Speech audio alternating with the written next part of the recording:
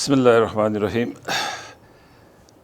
बुनियादी तौर पे देखिए, जम्मू कश्मीर की तहरीक जो है, जो पिछले 74 साल से जम्मू कश्मीर में बिल्कुल रवा दवा है और 1988 तक हमने ये तहरीक पुरअमन हर लिहाज से, क्योंकि अक़वाम मुत्तहिदा में दुनिया की तमाम ममालिक ने हमसे ये वादा किया था कि आपको ये हक़ दिया जाएगा कि आप मुस्तक़बल का फ़ैसला करें, क्योंकि हिंदुस्तान और पाकिस्तान माज़ वजूद में आए थे 1947 में।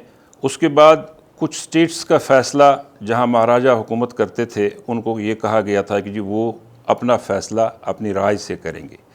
लेकिन आप जैसे जानते हैं कि 1947 के फ़ौरन बाद हिंदुस्तान ने एक साजिश के ज़रिए मकबूजा जम्मू कश्मीर में अपनी फ़ौजें उतारी, जबकि कश्मीरी अभी संभल नहीं पा रहे थे। और जम्मू में एक बहुत बड़ा मैसेकर हुआ था उन दिनों में, जिसमें तकरीबन 2.5 से 3 लाख कश्मीरी मुसलमानों को शहीद किया गया। और भी धोखा दे के एक हो गया कि इंसान को कहा जाए कि जी आपने हमारे साथ लड़ना है, वो एक अलग बात, लेकिन आप ये कहें हम आपको सेफली अपनी गाड़ियों में ले जाके पाकिस्तान पहुंचा देंगे, क्योंकि पाकिस्तान मार्ज़ वजूद में आ गया था। कश्मीर में मेजॉरिटी लोगों का फ़ैसला ये था कि हम पाकिस्तान के साथ मिलना चाहते हैं। लेकिन इस दौरान और ये भी इत्तेफाक है कि आज जिस हिंदुस्तान में जो हिंदू बलवाई हुकूमत कर रहे हैं, वही 1947 में उस वक़्त उन 2.5 लाख से ज़ायद कश्मीरी मुसलमानों के कत्ल गारत के ज़िम्मेदार हैं, जिन्होंने धोखे से उनको अपनी गाड़ियों में बिठा के रास्ते में शहीद कर दिया। और इस बात का भी हमें अफसोस है कि इस पे दुनिया में कहीं कोई बात नहीं उठी उस तरह से, जिस तरह दुनिया में बाकी छोटे मोटे मैसेकर्स का ज़िक्र किया जाता है, उन पे प्रोग्राम्स किए जाते हैं। लेकिन जम्मू के उन 2.5 लाख से ज़ायद मुसलमानों का अभी तक कोई पुरसान हाल नहीं हुआ, किसी को उस मैसेकर के बारे में सज़ा नहीं दी गई। लेकिन मैं जो बात आपसे कहना चाहता हूँ कि 1988 तक उसके बाद हम पुरअमन जद्दोजहद करते रहे। हम जेलों में, मैं ख़ुद 12 साल तकरीबन जेलों में रह चुका हूँ, हिंदुस्तान की मुख्तलिफ़ जेलों में, जम्मू कश्मीर के जेलों में मुख्तलिफ़ अवकात पे।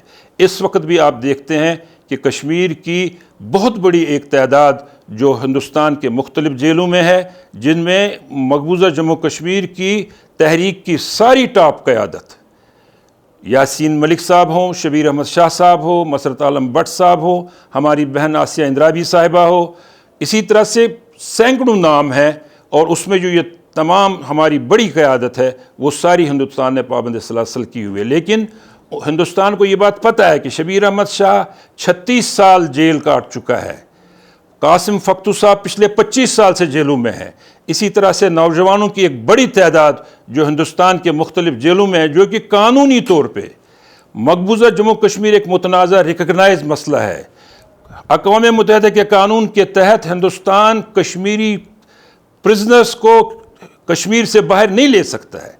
लेकिन ब्लैक लॉज के तहत जिस तरह से उनने जो नए कानून बनाए तरामीम करके, उसके बाद इस वक्त कश्मीरी जिस तरह हिंदुस्तान की जेलों में सख्तियाँ, बीमारियाँ बर्दाश्त कर रहा है, वो भी दुनिया के लिए आया है। लेकिन हम 1988 तक एक पुरअमन जद्दोजहद करते रहे। आज भी हमारा जो मुतालबा है वो यही है कि हमें उस हक़ खुद इरादत का जो वादा हमसे किया गया था वो पूरा किया जाए। हम पुरअमन रहना चाहते हैं, लेकिन आपको दुनिया की डबल पॉलिसी से निकलना पड़ेगा।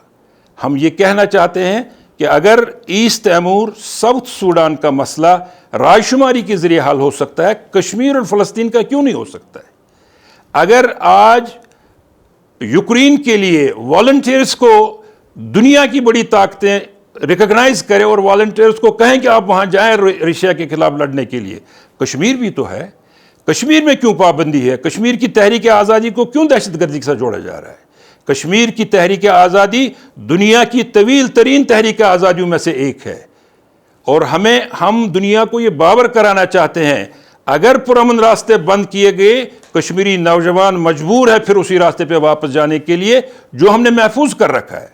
हमने अपनी अस्करियत को ख़त्म नहीं किया है, हमारी अस्करियत मौजूद है, लेकिन हमने उनको महफूज कर रखा है, क्योंकि हमें दुनिया ने कहा है कि आपका मसला हम हल कर देंगे पुरअमन ज़राइयों से। अगर ऐसा न हुआ तो फिर शायद फिर वही दौर आ जाएगा, फिर दुनिया कहेगी जी आप ना करें, लेकिन शायद वो वक्त चला गया हो।